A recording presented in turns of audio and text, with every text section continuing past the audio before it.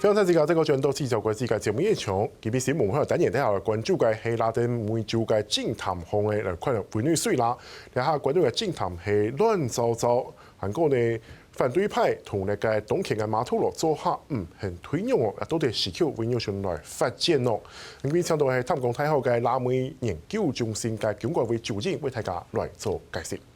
老師你好，你好，主持人好，各位觀眾大家好。老師，這一次的委內瑞拉大選，我們看到7月底結束之後，然後很快的這個選舉委員會就公布結果，那馬杜羅開始他的第3個任期，但是搞得大家都很不滿。老師可以先幫大家稍微回顧一下，為什麼現在的爭議會這麼大？是因為這一次的選舉非常不透明嘛，因為這個選舉結果公布的時候還沒有去公布整個計票結果，只是很草率的就說馬杜羅得到了51%左右的選票就當選了，沒有任何的證明來證明說他的票數是領先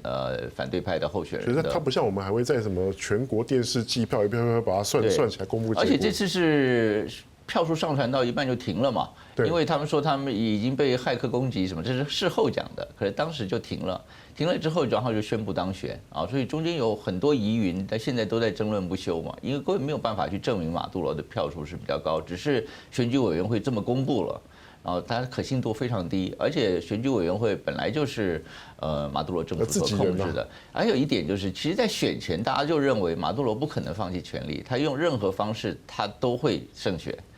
所以再加上這一次選舉中間過程裡面的這種爭議，這種不透明的狀況、黑箱的狀況，所以引起了全世界的反對。他有說嘛，如果他不幸選輸了，國家會動亂嘛，好像語帶威脅的感覺。是，他絕對不會下來的。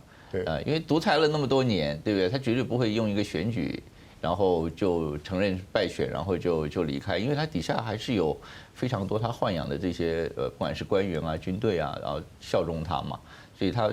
一定要掌握這個權力，然後分食權力的、分食這個利益的人非常非常多，對，一個大集團，已經時間很長了。你如果說查韋斯執政到現在已經25年了，對。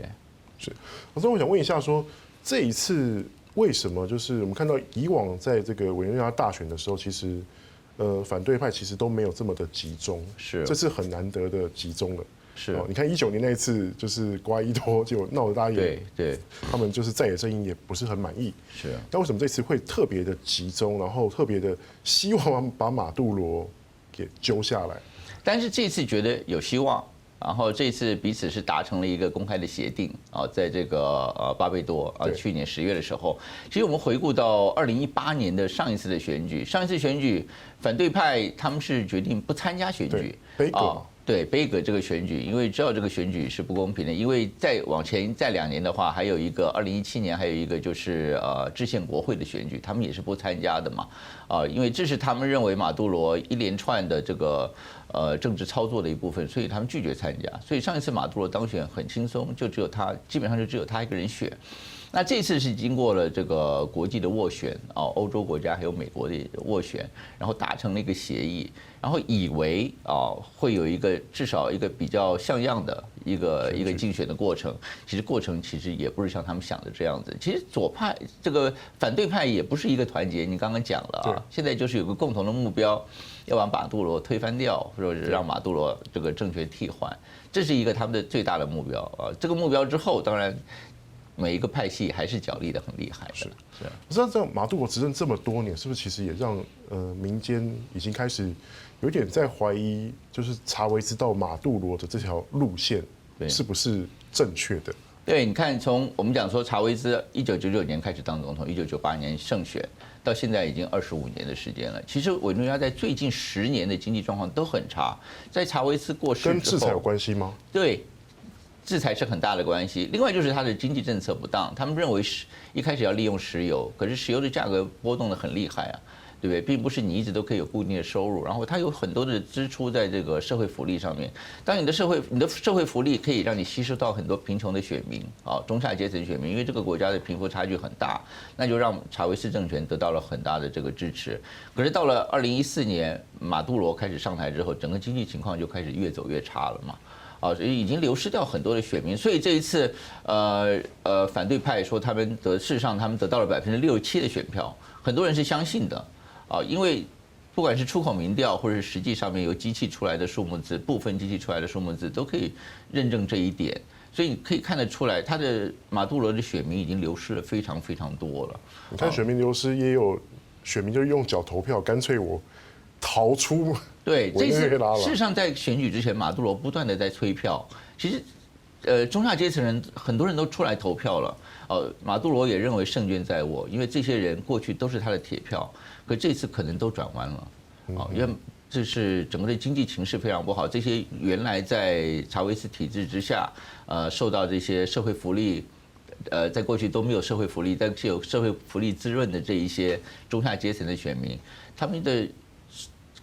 得到了好处，得到了这些福利，通通都已经没有了，现在都没有了。对，所以他们已经开始转向了，很明显的。是，可是因为面对这样的有争议的结果，那当然就是我认为国内现在也是抗议声四起嘛，各地都有，甚至反对派的候选人也是号召大家在当地时间8月17，全球各地来遍地烽火，来发声抗议。好，现在怎么观察这件事情？那另外就是马杜罗，他还是用很强硬的态度来做回应，会不会让这个冲突更加的扩散？是，马杜罗认为他还是有能力来控制这个国家啊，因为军人跟警察都还是效忠这个政权啊，而且很不容易动摇的啊，所以他认为，如果今天没有外力干预，或者能够把外力的干预能够降到最低的话，他是有能力来控制这个国家。至少到目前为止，这个选举到现在结束，7月28到现在已经接近对，已经接近20天了，也逮捕了好几十个人，然后打死了好几十个人，对吧？对，说这25个人可能更多，逮捕了2000多人，然后这个社会也没有很大的混乱啊，所以目前看起来的话，他还是有这个力量用铁腕的方式来控制这个国家。其实他不怕，他认为他是可以。所以委内瑞拉究竟社会是不是会整个起来？但你说整个社会起来反对，然后造成这一个很大的浪潮，然后施压政府，可能会有改变。不过马杜罗他也有他自己的选民，他还是有他自己的对他的那些基本盘，那些基本盘也是很活跃的，而且他跟这个地方帮派啊什么，而且他掌握了对军队的力量嘛，对，这是非常重要。军警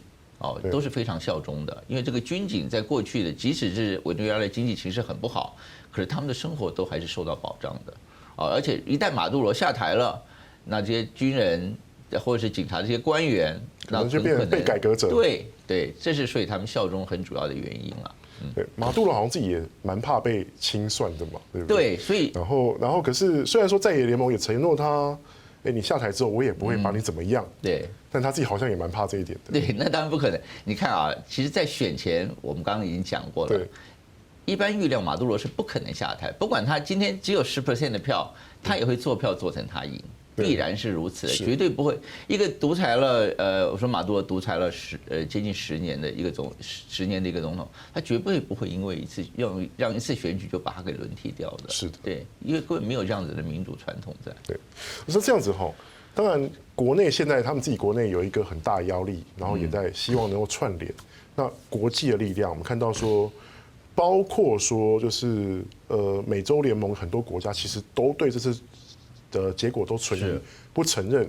施压，好像只有玻利瓦联盟那几个国家，我还承认这个结果。老师，你怎么观察这个国际的压力、舆论的压力，会不会对他再带来多一点影响？我觉得对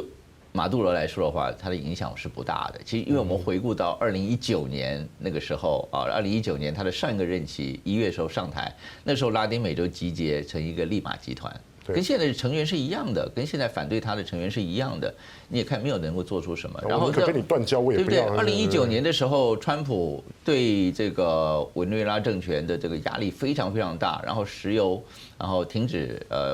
购买石油，对不对？然后在国际上面也施压其他国家不要去购买他的石油，他依然这样子苟延残喘到今天啊。是，这就是所以西方的制裁没有效果吗？没有什么用处，当然有效果，只是民穷财尽。